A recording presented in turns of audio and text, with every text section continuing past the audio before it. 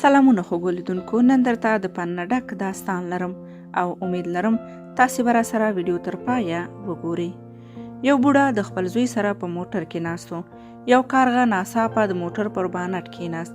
پلار یې له زوی څخه وپوښتل: زویه دا څه دی؟ زوی یې ځواب ورکړ: کارغه دی. شیبه وروسته یې پلار بیا پوښتنه وکړه: زویه دا څه دی؟ زوی یې لږ څه په تنده لهجه ورغبرګه کړه: همدا اوس مې درته وویل کنه چې کارغه دی. لږ څه شیبه وروسته یې پلار بیا هم له زوی څخه وپوښتل: زما ګرانه بچیه دا څه دی؟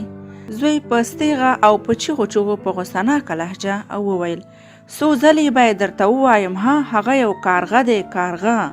پلار یې د زوی د دې حالت په لیدو سره خاموشه شو او هیڅ یې هم ونه ویل. خفګان او اوښکې یې ورته مرۍ بنده کړې وه، خو بیا یې هم زوی ته هیڅ ونه ویل. کور ته تر رسیدو وروسته سپین ږیری خپلې کوټې ته ننوت. د 10 کلونو پخوانۍ کتابچه یې راواخیسته. د کتابچې یو مخ یې پرانیست او خپل زوی ته یې په لاس کې ورکړه چې ویې لولي. زوی یې کتابچه راواخیسته او په آرامه غږ یې په ویلو پیل وکړ. پلار یې ورته وویل: زما نازولې بچیه، که په تکلیف کېږي نه نو دا لیکنه راته لږ په لوړ غږ ولوله.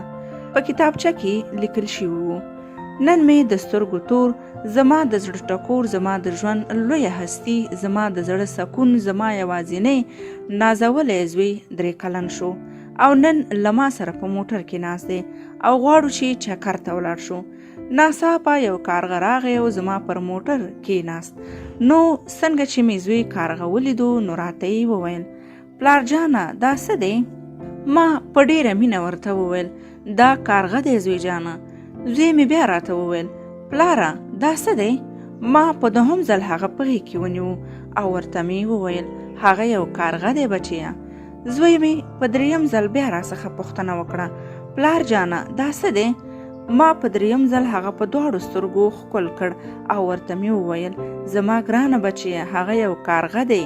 زوی مې راڅخه 23 ځله پوښتنه وکړه: دا څه دی پلار جانه؟ او ما 23 ځله ورته وویل: هغه یو کارغه دی زویه. هر ځل چې به هغه دا تکراري پوښتنه کوله نو ما به هر ځل هغه په غېږ کې نیوه او په ډېرې مهربانۍ او په مینه مې ورته ځواب ورکوه. هیڅ به نه غوسه کېدم او چې هر ځل به هغه دا تکراري پوښتنه کوله نو زه به ډېر خوشحالېدم او ځواب به مې ورکوه. خو نن هغه زوی ما ته صرف 2 ځلې هم په مینه ځواب را نه کړی شو او هر ځل به یې غوسه زیاتېده. نو درنو لیدونکو، پلار د ژوند لویه هستي ده. پلار د هر کور چت دی. پلار د ژوند کولو قوت او طاقت دی. نو باید ورته ډیر احترام وکړو او د ژوند په هر ډول سختۍ او خواریو کې یې لاس ونیسو او تل یې په څنګ کې ووسو.